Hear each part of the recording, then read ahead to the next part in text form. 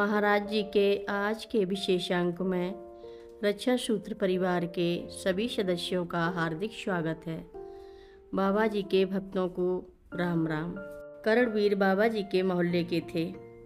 1945 में जब उनके पिताजी का तबादला आगरा से लखनऊ हो गया और वे परिवार सहित लखनऊ कानपुर मार्ग पर रहने लगे, तो बाबा जी एक दिन उनके घर पधारे। बाबा जी ने करणवीर से कहा, तू जा गोविंद बल्लभ पंत मुख्यमंत्री जी को बुला लिया, कहना कि बाबा जी ने आपको बुलाया है।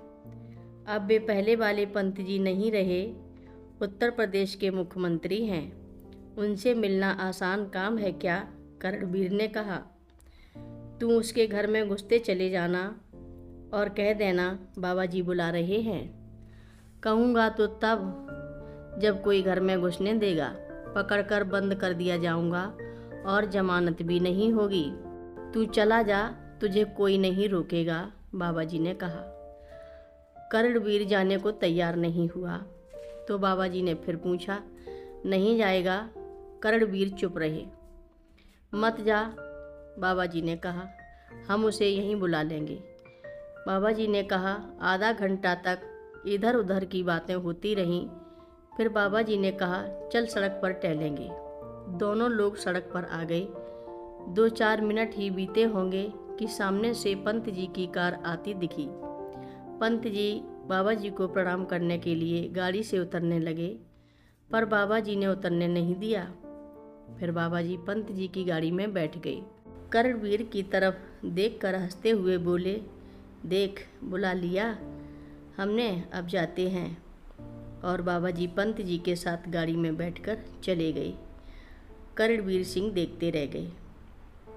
श्री प्रभु दयाल शर्मा को प्रथम बार महाराज जी का दर्शन 1967-68 में हुआ।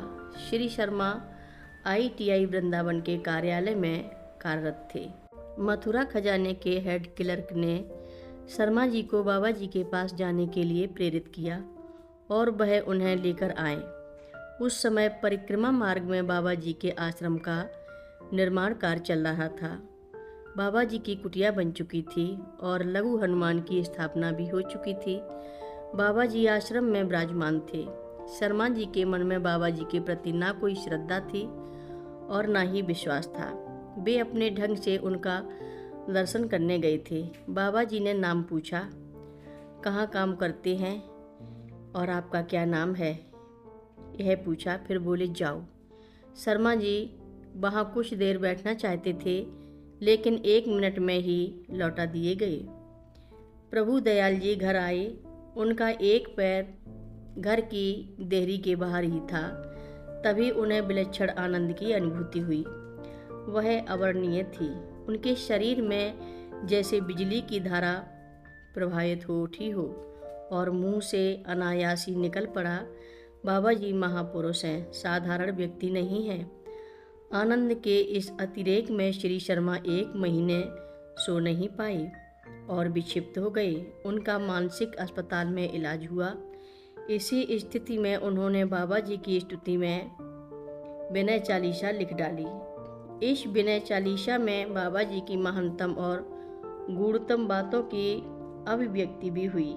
बाबा जी के क्षणिक दर्शन के बाद विक्षिप्त अवस्था में बाबा जी के बारे में चालीसा लिखना अभूतपूर्व था। शर्मा जी इस रचना को लेकर बाबा जी के पास जाने का साहस नहीं जुटा पाए और उसे डाक द्वारा बाबा जी के पास भेज दिया। बाबा जी को जब यह रचना मिली तो उन्होंने इसे तोड़ मोड़ कर कूड़ेदान में फेंक दिया। दूसरे दिन यह रचना कूड़े में स्वर्गीय कालीनाथ कपूर को मिली और उन्होंने इसे कानपुर ले जाकर छपवा दिया। बाबा जी की अप्रत्यक्ष प्रेरणा से रची हुई यह चालीसा अब भक्तों के लिए अमूल्य धरोहर बन गई है। हर रोज महाराज जी की कथाएं सुनने के लिए सभी भक्तों का धन्यवाद। सभी भक्त रक्षा सूत्र चैनल को सब्सक्राइब करें, शेयर करें और लाइक करें। घंटी बजाना ना भूलें। कमेंट बॉक्स में लिख भेजें, जय नीप करोरी बाबा जी महाराज। सभी भक्त मिलकर बोले, नीप करोरी बाबा जी महाराज की जय जय बोलो।